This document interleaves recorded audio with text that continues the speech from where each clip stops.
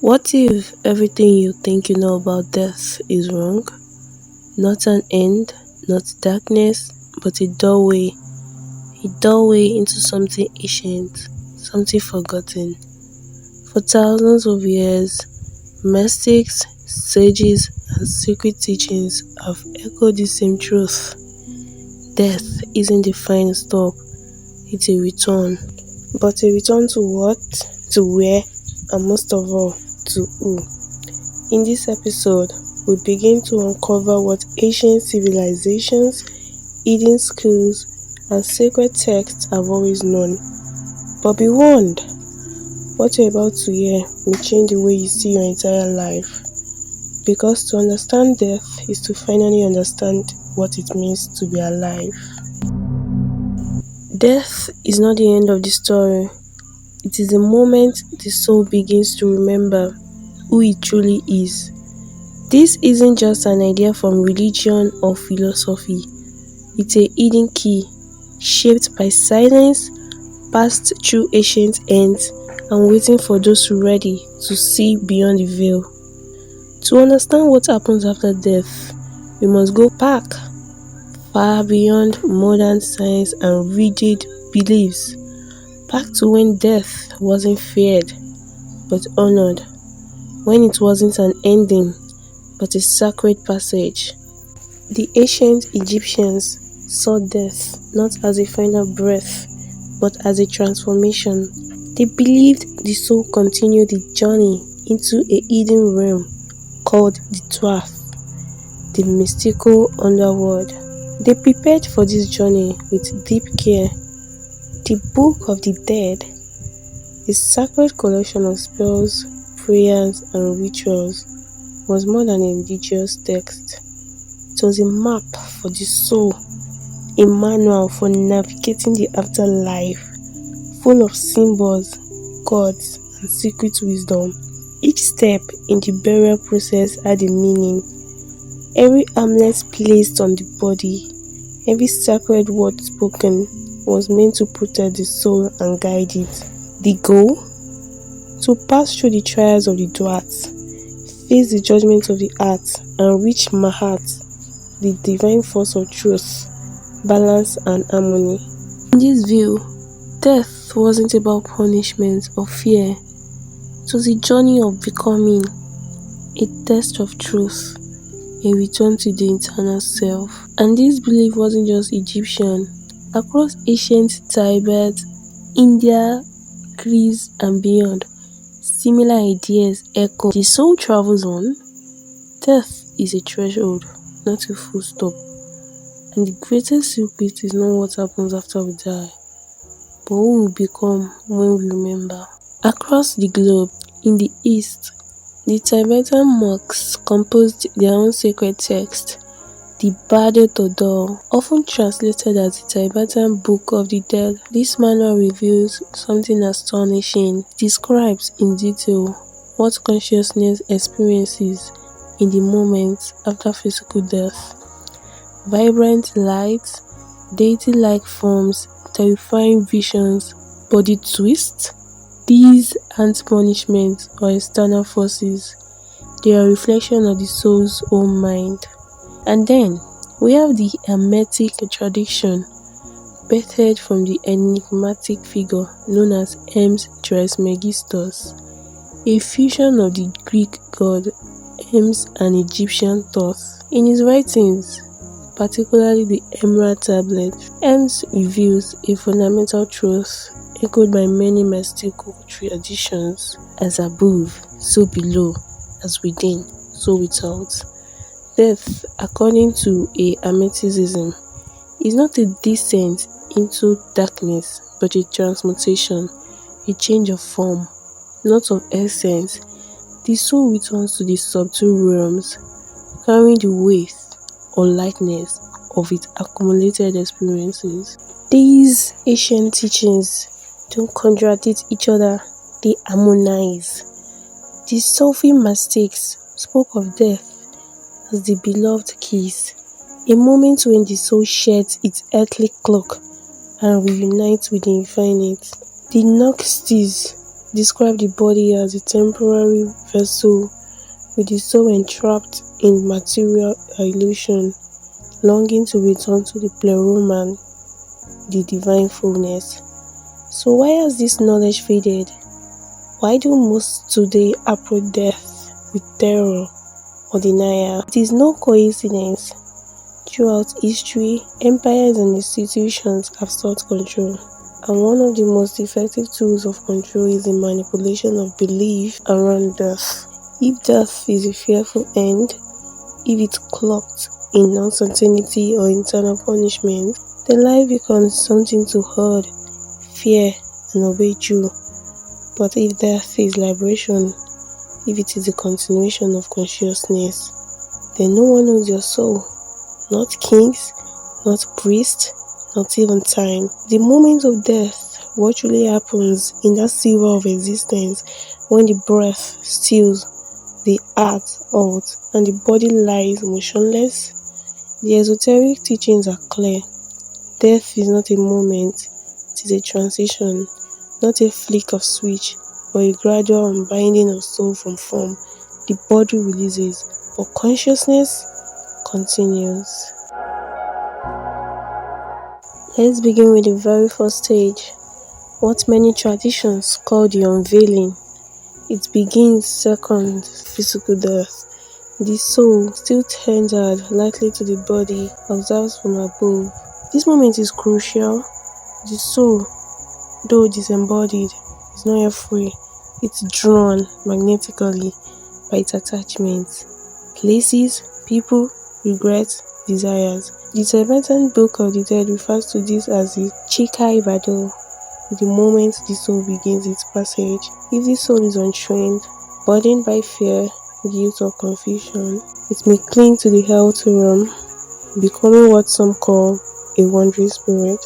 But if the soul is prepared through meditation, right living, or deep inner work, it recognizes what is happening, it surrenders, and that's when the second phase begins, the reflection realm. Here, the soul doesn't face a judgmental deity or burning pit of torment. Instead, it encounters itself in vivid clarity, like a mirror, more honest than any ever seen in life. The soul watches a replay of its entire incarnation, not as a detached film, but as every feeling it ever caused in others. You made someone laugh, you feel that joy. You betrayed a friend, you feel that heartbreak as if it were yours. This is not punishment, this is truth. It is a great balancing, the esoteric equivalent of karma, unfolding not across lifetimes, but in a single cosmic review. The ancient Egyptians illustrated this with the weighing of the earth ceremony. The heart of the deceased was weighed against the feather of Mahat, the principle of truth. If the heart was heavy with guilt, fear, or deceit, it was out of balance. But if it was light, aligned with higher purpose, the soul moved forward. Though it doesn't feel like one, the soul, by its own resonance, gravitates toward the realm matching its inner state. This is where the esoteric philosophies speak of the many planes of existence. The astral plane, a fluid world shaped by thought and emotion. The mental plane, where souls exist as luminous beings of intention. And higher still, the causal realm, where only the truth and purpose remain. These are not fantasies, they are states of vibrational consciousness. Realms are assessed not by direction but by frequency. In Hindu philosophy, these are the lokas, multidimensional worlds of existence. In Kabbalah, they are the layers of the tree of life, each ascending sephira, a step closer to divine reunification. The soul's journey then is not dictated by judgment, but by recognition, by remembering who and what it truly is, beneath the illusions of ego and flesh. And there is a deeper mystery. Some souls don't move on, not because they are punished, but because they are still dreaming. They refuse to release identity, obsession, or fear. They remain earthbound, lingering in the lower astral, often confused. These are the ghosts of folklore, not evil, but lost. Others rise. They pass through layers of light and memory, guided by inner knowing or spiritual being, what the ancients called psychopomp. These guides, Anubis, Elms, Azrael, were not gods of death, or escort of the soul, leading it back to the source. But what is the source? What lies beyond even these planes? That is where the greatest mystery begins. Beyond the astral, mental, and conscious realm, beyond the landscapes of memory and vibration, lies what mystics have long called the infinite return. To the point where identity begins to dissolve, where the soul will no longer see itself as separate, but as a ripple in the vast ocean of being. This is the realm hinted at in the Upanishads, where the Atman, the individual soul, realizes its oneness with Brahman, the Absolute. In the Kabbalistic mysticism, it is the supernal triad atop the tree of life, Keter, Chokmah, and Bina, crown, wisdom, understanding. It is here that all paradoxes melt. Time and space cease to exist. The I is no longer a traveler. It becomes the path itself. But few reach this realm directly. Most souls, after passing through the reflection and release stages, come to a crossroads, a fork not of place, but of purpose. For many esoteric systems, the soul does not ascend indefinitely after one life. It returns again and again, not as punishment, but as opportunity, an alchemical spiral of refinement, where each life is a crucible to burn away illusion, ego, and separation. According to the Hermetic teachings and the Akashic records, the universal memory field of spoken of in theosophy and echoed by mystics like Bardo Thodol, the soul chooses its incarnation, not in the way the human mind chooses lunch, but through resonance. If a soul carries unresolved wounds, depth of love, or desires to serve, to be drawn towards the circumstances, parents, culture, even body that best facilitate its growth. This is echoed in the ancient Greek Orphic mysteries, where the soul, after its review in the underworld, drinks from one of the two rich paths, Lethe, the river of forgetfulness, or Mnemosyne, the river of memory. Most drink Lethe and forget, beginning anew, but some, they awakening. Few drink of Mnemosyne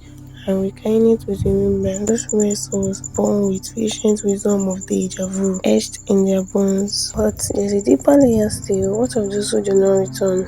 Those are the liberated ones, the divine Muktas, in Devanta, the Bodhisattvas who have reached the edge of nirvana, yet choose to stay in the cycle to help others. These souls no longer reincarnate out of karma, but out of passion. Their individuality remains only as a tool to serve consciousness itself. And then, there is a final paradox: identity beyond death. You see, the soul is not the ego, the person you wear, your name, face, traumas, triumphs, a garment the soul wore, not what it is. Many struggle with this. If I reincarnate and forget, what was the point? Do I disappear? Here is the esoteric truth. Identity is a wave, not a fixed point. Your essence, your deepest soul tone, carries through lifetime, but the costumes change. Imagine your soul as a candle flame. Each life is a different candle, but the flame remains unchanged, even as the wax melts away. That is why, in the highest esoteric teachings, even reincarnation is seen as illusion, a divine game, Laila, as the Hindus call it. The soul is not becoming, it is remembering that it was always whole. Some teachings go even further. They suggest that the entire cycle, birth, death, reincarnation, is the death of the one consciousness, that there are not many souls, but one soul, dreaming itself as many. You, me, the sage, the beggar, all marks worn by the infinite to experience itself. The question of what happens after death becomes not a question of destination, but of recognition. You never truly die, only the illusion of separation fades, only the dream ends, and in waking, you remember you are the dreamer. What use is esoteric knowledge if it cannot transform how we live? For all the mystical elegance surrounding death, the deepest wisdom is this: to understand death is to be freed from the fear of it. And where fear falls away, life begins, not as a desperate sprint toward meaning, but as a graceful unfolding of soul's purpose. So how do we apply this ancient wisdom to our modern lives? cultivate conscious living to prepare for conscious dying. Every spiritual tradition agrees the state of your consciousness at death determines the quality of your transition. That means your daily state of mind right now matters immensely. Begin practicing presence, stillness, witnessing. Even 5 minutes of conscious breath work a day trains the soul to stay centered when the body begins. Each night before bed, lie still and breathe slowly. Imagine your body as a temporary garment. With every breath, release attachment. Whisper inwardly, I am not the body, I am not even the mind. I am that which observes. This practice, known in some Eastern schools as Anta Mohana, inner silence, familiarizes you with the subtle observer within. That part of you will remain awake even when other things fades. So journaling, where you're at now. Don't wait for death to show you who you are. Begin reflecting now. Take a journal and ask, what moments in my life brought light to others? What actions left heaviness in their wake? Be honest, not to punish yourself, but to lighten your being. Every time you acknowledge a shadow, you embody your soul. You make your heart lighter than the feather. The Egyptians performed ritual confession before death. We can do this in life, daily, quietly, and sincerely. Engage in living rituals that honor the soul's immortality. Esoteric schools often taught initiates to die before they die. This means symbolic rituals, spending a day in silence, fasting, or engaging in mock burials, not as theatrics, but as profound psychological rebirth. In your own way, you can engage in living rituals. Spend a day disconnected from all technology, walking in nature, pretending it is your last day on earth. What would you do differently? Who would you forgive? What beauty would you finally notice? This isn't morbid, clarifying. It awakens your soul to what truly matters. Connect with the subtle realms now. Dreams, meditative visions, synchronicities. These are whispers of subtle planes. Begin keeping a dream journal. Learn lucid dreaming. Practice heart-centered meditation. These are gateways to the same realms described in the Bardo and astral traditions. As you familiarize yourself with these inner spaces, the fear of the unknown after death diminishes because it's no longer unknown. You've already been visited. Live as though you remember everything after death because you will. When we understand that the soul experiences everything it calls others to feel, our actions become sacred. Every word, every gesture, every moment is an imprint in the soul's canvas. This isn't about perfection, it's about integrity, living aligned with your deepest truth. So before every major decision, ask, if I relived this form every angle after death, will I still choose it? Let this question be your compass. Let it align your life with your legacy, your eternal essence, not just your fleeting personality. And finally, remember why you are here. You didn't come to earth to escape death. You came to remember through it, to awaken within the dream, to play, to stumble, to rise, and ultimately to return home, bearing the fragrance of all you've become. When you embrace death as a sacred return, every moment in life becomes more vivid, more real. You stop postponing joy, you speak your truth, you forgive, you love, because there's nothing left to fear. So what truly happens after death? We share the skin of form and step into the unseen, a realm not of endings but of beginnings. We meet ourselves more fully than we ever did in life. We see not with eyes but with soul. We remember that the body was never the destination, only the vehicle. The real journey was always inward. The ancient ones understood this. That's why they didn't fear death. They prepared for it, honored it, and even welcomed it as a sacred rite of passage. To them, death wasn't darkness, it was the lifting of the veil, a return to the light from which we came. In our modern world, we hide death behind hospital curtains and quiet graves. But if you look closely, if you truly listen, death whispers the same truth across every culture, every age. You are not a name, you are not a story, you are not even your body. You are the witness behind the eyes, the silence between thoughts, the presence that never fades. And so we end not in fear, but in awe, because death is not the opposite of life. It is its mirror. It shows us who we are, who we've been, and what we've yet to become. Let this knowledge transform you, not tomorrow, not someday, but now. Live more consciously, love more deeply, and when you wake each day, remember you are a soul dancing through form, writing a sacred story that won't end with the closing of your eyes, but will echo in realms beyond. And when that final breath comes, it won't be a fall, it will be a flight. Now, I turn the question over to you. What do you believe happens after death? Have you had dreams, experiences, or feelings that hint at something more? Share your thoughts in the comments. Let this not just be a video, but a conversation between souls. And if this awakens something within you, if it stirred the truth long buried, then don't just watch. Remember. Subscribe, explore, journey deeper with us, because the path doesn't end here, it's only just begun.